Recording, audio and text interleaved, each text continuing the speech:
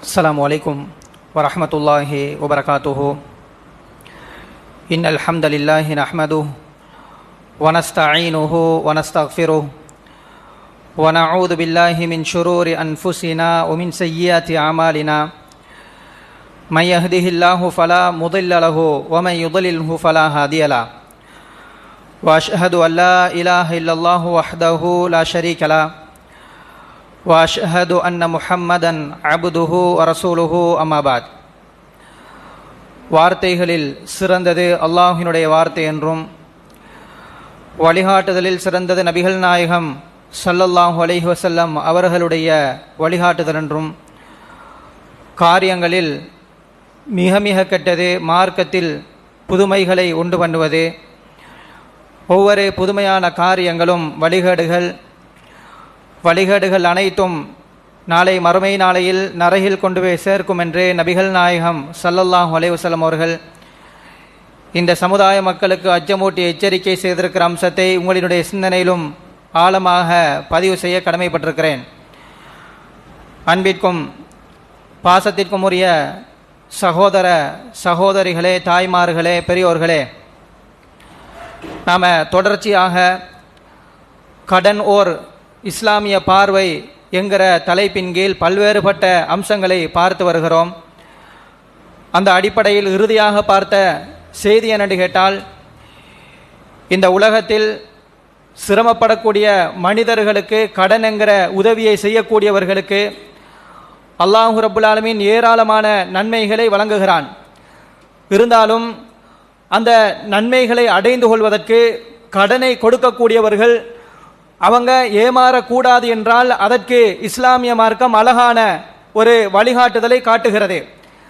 ஆனால் அந்த வழிகாட்டுதலை எல்லாம் விட்டுவிட்டு தங்களினுடைய இஷ்டத்துக்கு ஏற்றவாறு தங்களினுடைய பொருளாதாரங்களை கடனாக கொடுத்தவர்கள் இன்றைக்கு இந்த சமுதாயத்தில் ஏராளமாக ஏமாந்து போய் இருக்கக்கூடிய நிலைகளை நாம் அவதானிக்கலாம்.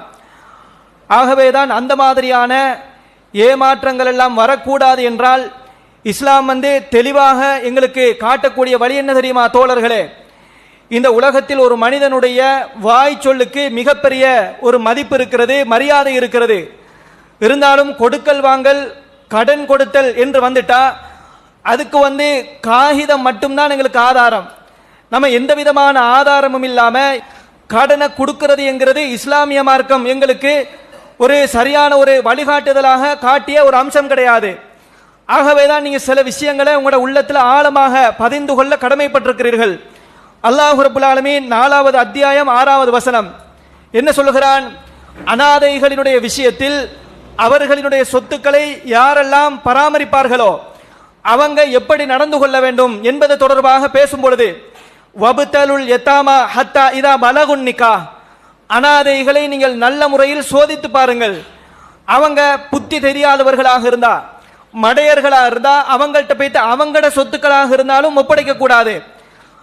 அவங்கள நீங்க பாக்குறீங்க, திருமணத்துக்குரிய வயசா அடைஞ்சிட்டாங்க, ஃபைன் ஆனஸ்தும் மின்ஹும் ருஷ்தன், அதே போல ஒரு பக்குவத்தை பாக்குறீங்க, இவங்கள்ட்ட இந்த கண்டிஷன்ல சல்லியை ஒப்படைச்சா சிறந்த அடிப்படையில் கையாளுவாங்க, வீண் விரயம் பண்ண மாட்டாங்க, கரெக்டா இருப்பாங்க என்கிற மாதிரியான ஒரு நிலை எப்ப உருவாகுமோ அந்த டைம்ல அவர்களினுடைய சொத்துக்களை நீங்கள் ஒப்படைத்து விடுங்கள். வலா தஅகுலுஹா இஸ்ராஃபன் வபிதாரன் ஐ அக்பரு, அதே போல வீண் விரயமாக அவங்களெல்லாம் பெரிதாகி விடுவார்கள் என்று பயந்து அவங்களோட சல்லிய அவங்களோட சொத்துக்களை அவசரமா சாப்பிட்டு முடிச்சிடாதீங்க. ஒமன் கான கனியன் ஃபல்யஸ்தாஃபிஃப், யாரெல்லாம் செல்வந்தர்களாக இருப்பாங்களோ அவங்க தன்மானத்தோடு இருந்து கொள்ளட்டும். ஒமன் கான ஃபகீரன் ஃபல்யகுல் பில் மாரூஃப், அதே போல அனாதைகளை பராமரிக்கக்கூடியவர் அவரே அண்டண்டைக்கு சாப்பிட்றதுக்கு கஷ்டப்படுறாரு, சிரமப்படுறாரு, அவருடைய லைஃபே போறது மிகப்பெரிய ஒரு கஷ்டமான சூழ்நிலையா இருக்குது.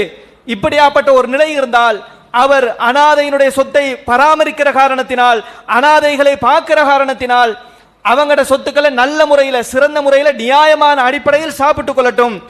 இப்படி என்று அல்லாஹ் ரப்புல் ஆலமீன் பலதரப்பட்ட விஷயங்களை சொல்லிவிட்டு அல்லாஹ் என்ன சொல்லுகிறான் தெரியுமா? ஃபஇதா தஃபாதும் இலைஹிம் அம்வாலஹும் ஃபஅஷ்ஹிது அலைஹிம், அவங்களோட பொருளாதாரத்தை நீங்க எப்ப ஒப்படைப்பீங்களோ ஒப்படைக்கிற நேரத்தில் சாட்சிகளை ஏற்படுத்திக் கொள்ளுங்கள். யோசிச்சு பாருங்க, நாம எங்கட குடும்பத்தில், அதாவது ஒரு பிள்ளையினுடைய தந்தை மௌத்தாயிட்டாருன்னு வைங்க, அந்த பிள்ளை பருவ வயசா அடையல, அனாதைங்கிற ஒரு கேட்டகரிக்குள்ள இருக்கிறாரு. அவரை பராமரிக்கக்கூடியவர் பெரும்பாலும் யாராக இருப்பாங்க? சொந்த மாமாவா இருப்பாரு, சாச்சாவா இருப்பாங்க, பெரியப்பாவா இருப்பாங்க. இப்படியாப்பட்ட ஒரு நிலையில ஒரு நெருங்கிய உறவினராகத்தான் இருப்பாங்க. நீங்க நெருங்கிய உறவினராக இருக்கலாம், ஆனால் நீங்கள் நாளைக்கு அவருடைய சொத்தை ஒப்படைக்கும் பொழுது நீங்கள் சாட்சிகளை ஏற்படுத்தி ஒப்படைக்காம அந்த மாதிரி விட்டீங்கன்னு சொன்னா நாளைக்கு நீங்கள் மிகப்பெரிய ஒரு நேர்மை உள்ளவராக, மிகப்பெரிய ஒரு மரியாதைக்குரியவராக நீங்கள் இருக்கலாம். இருந்தாலும் யாரை நீங்கள் அனாதையாக பார்த்து சின்ன வயசுல இருந்து பராமரிச்சு வந்தீங்களோ அவன் கூட நாளைக்கு உங்களுக்கு எதிராக திரும்பலாம். என் மாமா என்ன ஏமாத்திட்டாரு, என் சொத்தை சரியா தரல, என் வாப்பா நிறைய சொத்துக்களை விட்டுட்டு போனாங்க, எல்லாத்தையும் மோசடி பண்ணிட்டாரு சொல்றதுக்கு வாய்ப்பு இருக்குதா இல்லையா? ஆகவேதான் அல்லாஹ் ரப்பல் ஆலமீன் சொல்கிறார், நீங்கள் அவருடைய பொருளாதாரத்தை செல்வங்களை ஒப்படைக்கும் பொழுது நீங்கள் சாட்சிகளை ஏற்படுத்திக் கொள்ளுங்கள் என்று அல்லாஹ் ரப்பல் ஆலமீன் பேசுகிறான். அதே போல பாத்தீங்கன்னு சொன்னா சூரா பக்கரால, குர்ஆன்லயே மிகப்பெரிய ஒரு சூரா பக்கரா. அதே போல குர்ஆன்லயே மிகப்பெரிய ஒரு வசனம் இருக்குது. அந்த வசனத்துக்கு ஆயத்து தைன், கடன் தொடர்பாக பேசக்கூடிய வசனம், அதுதான் மிகப்பெரிய ஒரு வசனம். அந்த வசனத்தில் அல்லாஹ் ரப்பல் ஆலமீன் அழகான பல செய்திகளை எங்களுக்கு சொல்லி காட்டுகிறான். யா அய்யுஹல்லதீன ஆமனூ இதா ததாயந்தும் பிதைனின் இலா அஜலின் முஸம்மன் ஃபக்துபு. ஈமான் கொண்டவர்களே, நீங்கள் ஒருவருக்கொருவர் குறிப்பிட்ட தவணையின் அடிப்படையில் கடன் கொடுக்கல் வாங்கல் செய்து கொள்வதாக இருந்தால் அதனை நீங்கள் எழுதிக் கொள்ளுங்கள். வல்யக்துப் பைனக்கும் காத்திபும் பில் ஆதில், உங்களுக்கு மத்தியில் எழுத்தாளர் நீதமான அடிப்படையில் எழுதி கொள்ளட்டும். அப்ப நீங்க கடனை கொடுக்கறீங்க, வாங்குறீங்க, அப்படி இருந்தாலும் சரி என்ன செஞ்சு கொள்ளணும் தெரியுமா? நீங்க எழுத்துல கொண்டு வரணும். எவ்வளவு கொடுத்தோம், எப்ப கொடுத்தோம், எப்ப ரிட்டர்ன் தர்றது, இந்த மாதிரியான விஷயங்கள் எல்லாம் எழுத்து ஆவணப்படுத்தப்பட வேண்டும் என்று அல்லாஹ் ரப்பல் ஆலமீன் பேசுகிறான். பேசிட்டு அதே மாதிரி அந்த எழுதுகிற பொழுது யாருக்கு பூரண ரைட்ஸ் இருக்குது, யாரு வாசகத்தை சொல்றது அப்படின்னு கேட்டால் வல் யும்லில் இல்லதி அலைஹில் ஹக்கு, யார் கடனை கொடுத்தாரோ அவர் வாசகத்தை சொல்லிக் கொள்ளட்டும் என்று அல்லாஹ் ரப்பல் ஆலமீன் சொல்கிறான்.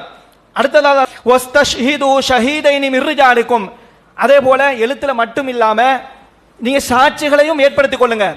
ஆண்கள்ல 2 சாட்சி. சம்டைம் உங்களுக்கு 2 ஆண்கள் இல்லையா, ஒரே ஒரு ஆண் தான் இருக்கிறாரா, அப்படியானால் 2 பெண்களும் ஒரு ஆணும் சரி. ஒரு ஆணை 2 பெண்களுக்கு சமானமாக அல்லாஹ் ரப்பல் ஆலமீன் பேசுகிறான். அப்ப நீங்க 2 ஆண்களை சாட்சியாக ஏற்படுத்திக் கொள்ளணும். சம்டைம் 2 ஆண்கள் இல்லையா, ஒரே ஒரு ஆண் மட்டும்தான் இருக்கிறாரா, அப்படியானால் 2 பெண்களையும் ஒரு ஆணையும் நீங்கள் சாட்சியாளராக ஏற்படுத்திக் கொள்ளுங்க என்று அல்லாஹ் ரப்பல் ஆலமீன் பேசுகிறான். பேசிட்டு அல்லாஹ் என்ன சொல்கிறான் என்று கேட்டால் வலா தஸ்அமு அன் தக்துபூஹு ஸகீரன் அவ் கபீரன் இலா அஜலி, நீங்கள் குறிப்பிட்ட தவணையின் அடிப்படையில் கொடுக்கக்கூடிய கடன் அது சின்ன தொகையா இருக்கலாம், பெரிய தொகையா இருக்கலாம், நீங்க எழுதி கொள்ளுங்க. அதுல நீங்க சோர்வடைய வேண்டாம் என்று அல்லாஹ் ரப்பல் ஆலமீன் பேசுகிறான். அப்ப யோசிச்சு பாருங்க, எங்களுக்கு கடனை கொடுக்கறதுனால மிகப்பெரிய நன்மை இருக்குது. அதே நேரத்தில் கொடுத்து நாம யாருமே ஏமாறக்கூடாது. எங்கட பொருளாதாரம் எங்கள்கிட்ட வரணும் என்றால் அதற்கு இஸ்லாம் எங்களுக்கு என்ன சொல்லுது தெரியுமா? நீங்க கொடுக்கிற நேரத்திலே எழுதி கொள்ளுங்க. அதே போல சாட்சிகளை ஏற்படுத்திக் கொள்ளுங்கள். ஏனென்று கேட்டால் மனுஷனை பொறுத்த வரைக்கும் நாளைக்கு மாற்றி சொல்வதற்கு வாய்ப்பு இருக்கிறது. சம்டைம் நீங்க கொடுத்த அமௌண்ட நீங்க 1 லட்சம் கொடுத்திருப்பீங்க, இல்லப்பா நீங்க தந்ததெல்லாம் 90,000 தான், இந்த மாதிரி தான் நீங்க தந்தீங்க என்று சொல்றதுக்கு வாய்ப்பு இருக்குதா இல்லையா? நீங்க கொடுக்கக்கூடிய அமௌண்ட 6 மாசத்துல ரிட்டர்ன் தரணும் என்று நீங்க ஒரு எக்ரிமெண்ட் அடிப்படையில் கொடுத்திருப்பீங்க. எழுத்துப்பூர்வம் இல்ல, சாட்சிகள் இல்ல, வெறும் வாய் வார்த்தையாக சொல்லியிருப்பீர்கள்.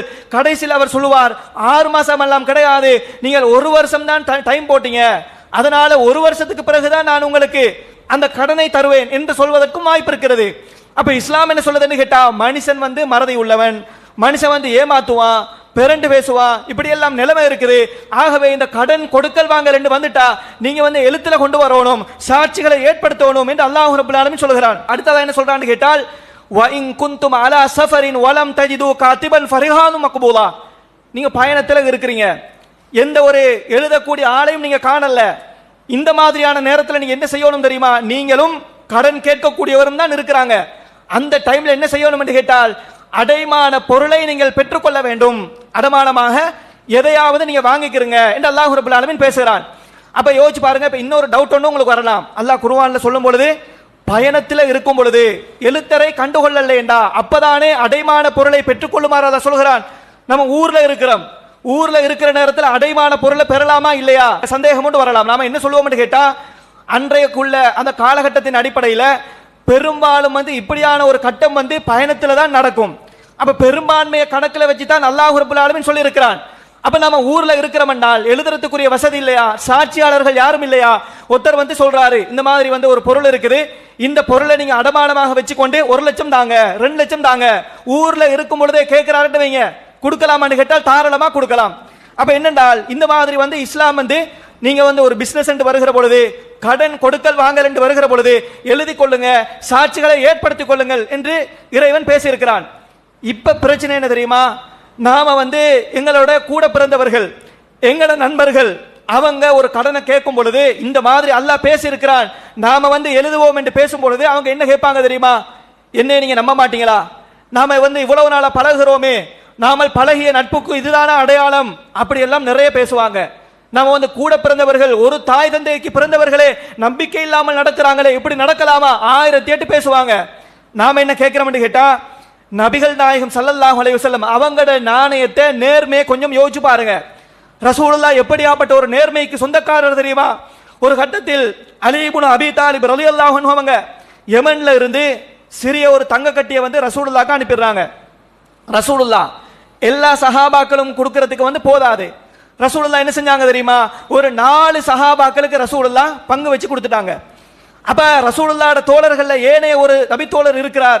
அவர் என்ன கேட்டார் என்று கேட்டால், இந்த மாதிரி வந்து ரசூலுல்லாஹ் இப்படி கொடுத்திருக்கிறாங்க, ஆனால் குன்னா நஹ்னு அஹக்க பிஹாதா மின் ஹாவுலா, ரசூலுல்லாஹ் யாருக்கு கொடுத்திருக்கிறாங்களோ அவர்களை எல்லாம் விட இந்த தங்க கட்டியை பெறுவதற்கு நாங்கள் தான் தகுதியானவர், எங்களுக்கு ரசூலுல்லாஹ் தந்திருக்க வேண்டும், இப்படி வந்து பேசுறாரு.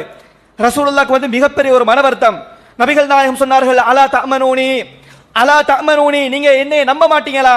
வஅனா அமீனுன் மன் ஃபிஸ் ஸமாஇ யஅதீனி ഖபரு ஸமாஇ ஸபாஹன் வ மஸஆ, வானத்தில் இருக்கக்கூடியவனையே என்னை நம்புகிறானே, படைச்ச அல்லாஹ் ரப்புல் ஆலமீன் என்னை நம்புகிறான், அதனுடைய வெளிப்பாடு தான் எனக்கு காலையிலும் மாலையிலும் வஹி செய்தி வந்த வண்ணமே எனக்கு இருந்து கொண்டிருக்கிறது.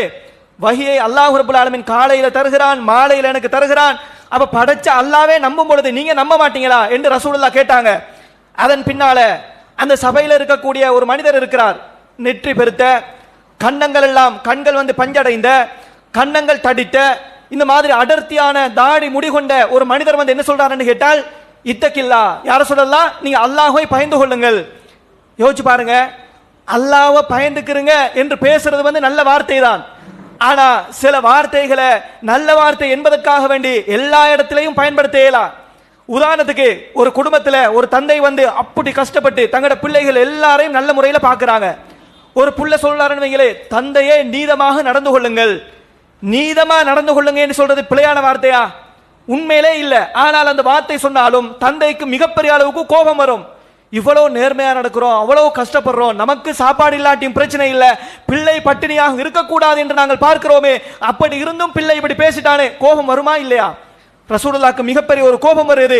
அப்ப ரசூலுல்லாஹ் சொன்னாங்க, வைலக்க, நீங்க நாசமா போங்க, அவலஸ்து அஹக்க அஹ்லில் அர்தி அன் யத்தகியல்லாஹ், இந்த பூமியில அல்லாஹ்வை அஞ்சுவதற்கு நான் தகுதியானவனாக இல்லையா? இந்த பூமியிலேயே இருக்கக்கூடியவர்களில் அல்லாஹ்வை நான் தானப்பா அதிகமாக அஞ்சுகிறேன் என்று ரசூலுல்லாஹ் கேட்கும் பொழுது ஹாலித் இப்னு வலீத் அவங்க சொன்னாங்க, அல்லாஹ்வின் தூதரவர்களே, நீங்கள் அனுமதி தாருங்கள், அவருடைய தலையை நான் சீவி விடுகிறேன். ரசூலுல்லாஹ் சொன்னாங்க, இல்லை, நீங்கள் அவருடைய தலையை வெட்ட வேண்டாம், ஐ யகூன யுஸல்லி, அவர் தொழக்கூடியவராக இருக்கலாம். ஹாலித் இப்னு வலீத் அவங்க சொன்னாங்க, வகம் மின் முஸல்லின் யகூலு பிலிசானிஹி மா லைஸ ஃபீ கல்பிஹி, இந்த உலகத்தில் எத்தனையோ தொழுகையாளிகள் இருக்கிறாங்க, அவங்க அவங்களோட உள்ளத்துல இல்லாத விஷயங்களை எல்லாம் வாயளவுல பேசக்கூடியவர்களாக இருக்கிறாங்களே, அப்படி இருக்கும் பொழுது என்ன யார் சொல்லலாம்? ரசூலுல்லாஹ் சொன்னாங்க, யாருடைய உள்ளத்தையும் கிழித்து பார்ப்பதற்கு நான் கட்டளையிடப்படவில்லை, வெளிப்படையான விஷயத்தை வச்சு நான் தீர்ப்பளிக்கிறேன். அப்ப யோசிச்சு பாருங்க, ரசூலுல்லாஹ் என்ன சொன்னாங்க? அந்த இடத்துல வந்து நான் வந்து நம்பிக்கைக்குரியவனாக இருக்கிறேன், நேர்மையானவனாக இருக்கிறேன், அல்லாஹ்வே என்னை நம்புகிறான் என்று ரசூலுல்லாஹ் பேசினாங்களே. அதே போல இந்த உலகத்துல ரசூலுல்லாஹ் தங்களினுடைய பிரச்சாரத்தை சொல்லும் பொழுது எப்படி சொன்னாங்க தெரியுமா? ஃபகத் லபிஸ்து ஃபீக்கும் உம்ரன் மின் கப்லிஹி அஃபலா தாகிலூன், மக்களே நீங்கள் என்னை நம்ப வேண்டாமா? உங்களோடு நான் பல காலங்கள் நான் வாழ்ந்திருக்கிறேன், உங்களோடு தான் நான் இருந்திருக்கிறேன், நான் எவ்வளவு பெரிய நேர்மையானவன் என்பது உங்களுக்கு தெரியும், அப்படி இருந்தும் நீங்கள் என்னை ஏன் நம்பாமல் இருக்கிறீர்கள்? அதை பற்றி நீங்கள் சிந்திக்க வேண்டாமா என்று இந்த மார்க்கத்தை பிரச்சாரம் செய்யும் பொழுது ரசூலுல்லாஹ் தங்களோட நாணயத்தை முன்னிறுத்தித்தான் மக்கள் மத்தியில பேசினாங்க. எந்த அளவுக்கு என்று கேட்டால், ரசூலுல்லாஹ்க்கு ஒரு குர்ஆன் வசனம் இறங்குது, வஅன்திர் அஷீரத்தக்கல் அக்ரபீன், நபியே முதலில் உங்களினுடைய நெருங்கிய உறவினர்களுக்கு அச்சமூட்டி எச்சரிக்கை செய்யுங்க, இப்படியான ஒரு வசனம் ஒன்று ரசூலுல்லாஹ்க்கு வருது. ரசூலுல்லாஹ் சஃபா மலையின் மீது ஏறிக்கொண்டு குறைஷிகளில் இருக்கக்கூடிய அத்தனை நபர்களையும் ஒவ்வொரு குலத்தார்களினுடைய பெயர்களை சொல்லி சொல்லி ரசூலுல்லாஹ் அழைக்கிறாங்க. எல்லா நபர்களும் வந்துட்டாங்க. யாருக்கெல்லாம் வர முடியலையோ அவர்கள் எல்லாம் நபிகள் நாயகம் முகமது அவங்க என்ன மெசேஜ முன்வைக்கிறாங்க என்கிறத பார்த்துட்டு வர்றதுக்காக வேண்டியே சில நபர்களை ஆள் அனுப்பி விடுறாங்க. ரசூலுல்லாஹ்ட்ட வந்த உடனே நபிகள் நாயகம் ஸ்பீச் ஒன்று பண்றாங்க.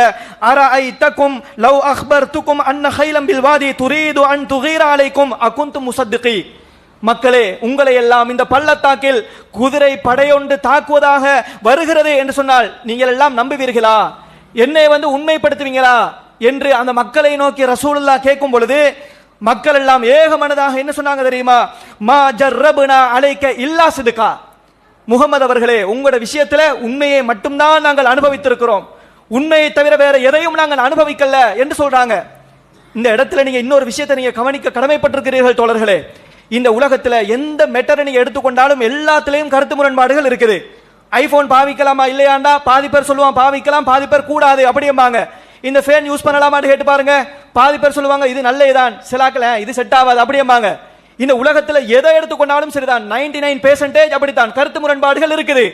ஆனால் சில விஷயத்துல இந்த உலகத்துல கருத்து முரண்பாடு உங்களுக்கு பார்க்கலாம். அதுல ஒன்றுதான் மவுத்து. மவுத்துல யாருக்காவது கருத்து முரண்பாடு இருக்குதா?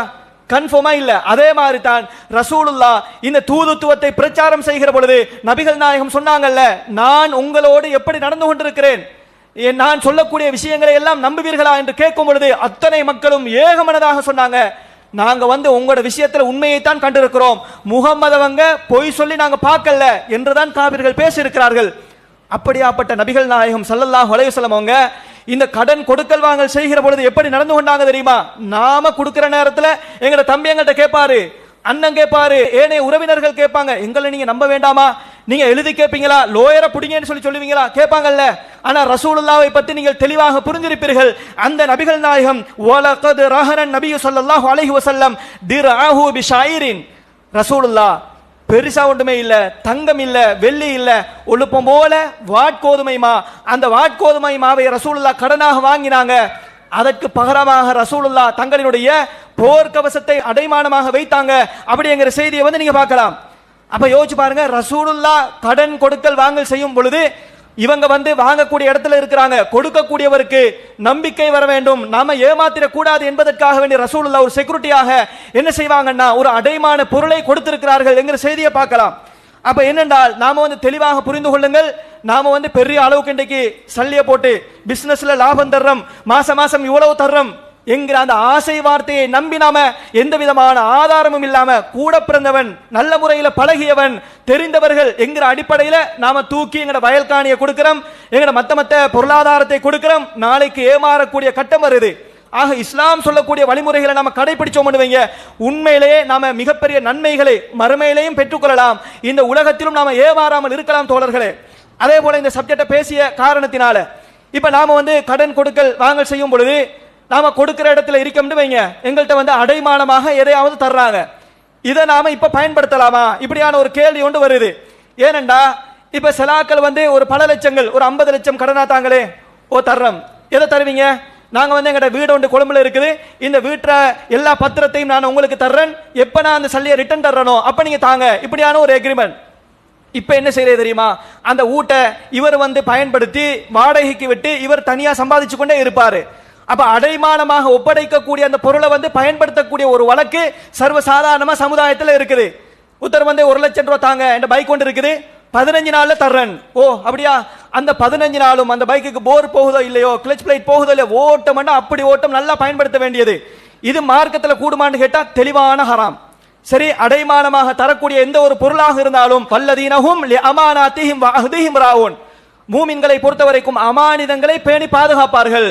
இன்னல்லாஹ யஅமுருக்கும் அன் துஅத்துல் அமானாத்தி இலா அஹ்லிஹா, அல்லாஹ் ரப்பல் ஆலமீன் சொல்கிறான், உங்களிடத்தில் நம்பி ஒப்படைக்கப்பட்ட அமானிதங்களை நீங்கள் நல்ல முறையில் ஒப்படைக்க வேண்டும் என்று அல்லாஹ் ரப்பல் ஆலமீன் பேசுகிறானே. அடைமானமாக தரக்கூடிய பொருளை நாம பயன்படுத்த இயலாம்.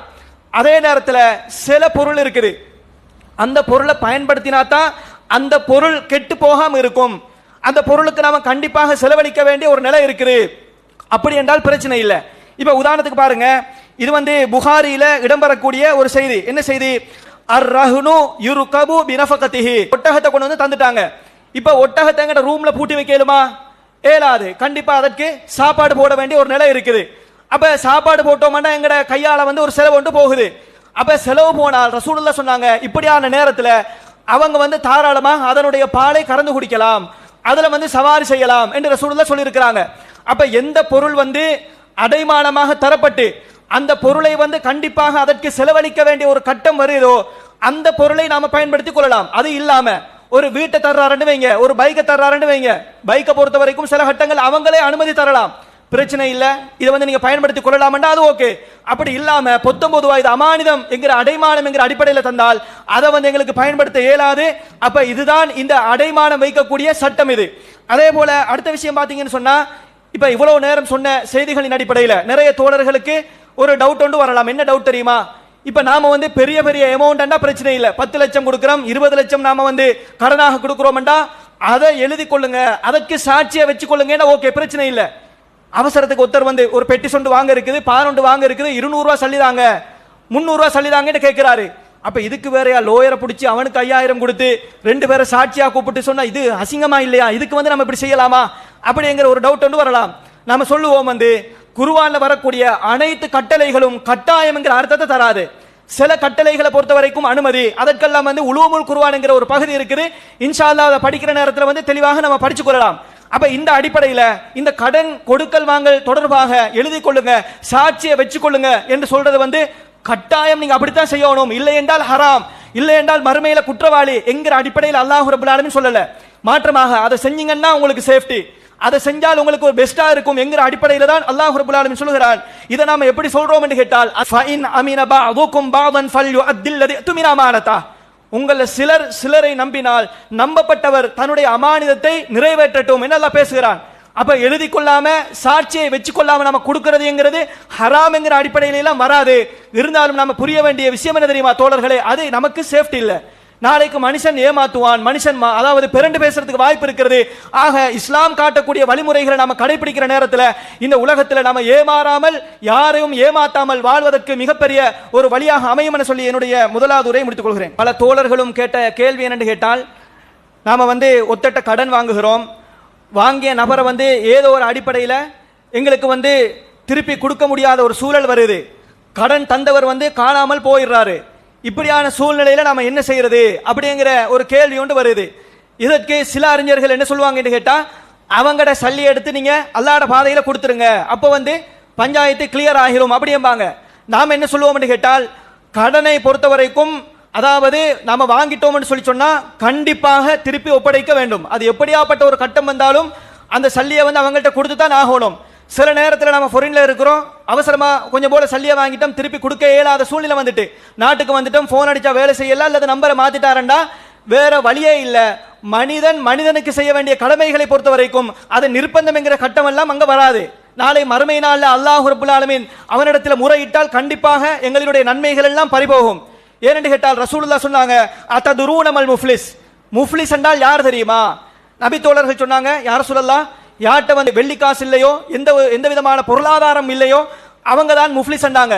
அப்ப ரசூலுல்லாஹ் சொன்னாங்க, அப்படி அல்லப்பா, இன்னல் முஃப்லிஸ மின் உம்மத்தி யஅதி யௌமல் கியாமத்தி பிஸலாத்தின் வ ஸியாமின் வ ஸகாத்தின், நாளை மறுமை நாளையில் சில மனிதர்கள் வருவார்கள், அவர்கள் தொழுத தொழுகையோடு கொடுத்த ஜகாத்தோடு பிடிச்ச நோன்போடு மறுமையில வந்து நிற்பாங்க. அதே நேரத்தில் அவர்களுக்கு எதிராக சில மனிதர்கள் ஓடோடி வந்து, யா அல்லாஹ், இவன் எனக்கு அநியாயமாக ஏசி விட்டான், யா அல்லாஹ் என்னுடைய பொருளாதாரத்தை சாப்பிட்டு விட்டான், அநியாயமாக திட்டி விட்டான் என்று சொல்லும் பொழுது சம்பந்தப்பட்ட அந்த மனிதர்களுக்கு மத்தியில் அல்லாஹ் ரப்பல் ஆலமீன் கணக்கு தீர்ப்பான். கணக்கு தீர்க்கிற நேரத்தில் பாதிப்பை ஏற்படுத்தியவனுக்கு நன்மை இருந்தால் அவனுடைய நன்மையை தூக்கி பாதிக்கப்பட்டவனுக்கு அல்லாஹ் கொடுப்பான். அப்படி கொடுக்கிற நேரத்தில் சம்டைம் அவருக்கு நன்மையே இல்லை என்று வைங்களே, நன்மையே இல்லை, கொடுக்கிறதுக்கு ஒன்றுமே இல்லை. இப்படியான நேரத்தில் பாதிக்கப்பட்டவனுடைய பாவத்தை அல்லாஹ் ரப்பல் ஆலமீன் பாதிப்பை ஏற்படுத்தியவனுக்கு சுமத்தாட்டி அவனை நரகத்தில் தூக்கி எறிகிறான் என்று நபிகள் நாயகம் ஸல்லல்லாஹு அலைஹி வஸல்லம் அவங்க சொன்னாங்க. அப்ப நீங்க கடனை வாங்கிட்டீங்கன்னா அதை நிர்பந்தம் எனக்கு கொடுக்க இயலாது, என்ன செய்யறது, இந்த கதையெல்லாம் இல்லை, மறுமை நாளில் கண்டிப்பாக மாட்டுவோம். அப்ப இதையெல்லாம் நாம முன்கூட்டியே அறிஞ்சு நாம செய்ய வேண்டிய வேலை என்ன தெரியுமா தோழர்களே, எங்கட நன்மை வந்து கண்டிப்பா போக இருக்குது. அதனால இந்த உலகத்தில் அதற்கேற்றால் போல் அதிகமான நன்மைகளை செய்வது மட்டும்தான் ஒரே வழி. நிறைய தொழுங்க, நிறைய நோம்பு பிடிங்க, நிறைய சகாத்து கொடுங்க, அவங்களுக்கு எந்த அளவுக்கு நீங்க வந்து கடனை கொடுக்க வேண்டி இருக்குதோ முடிஞ்சா அந்த தொகையை சரி உங்களோட பேர்ல வந்து தான தர்மம் செய்யுங்க.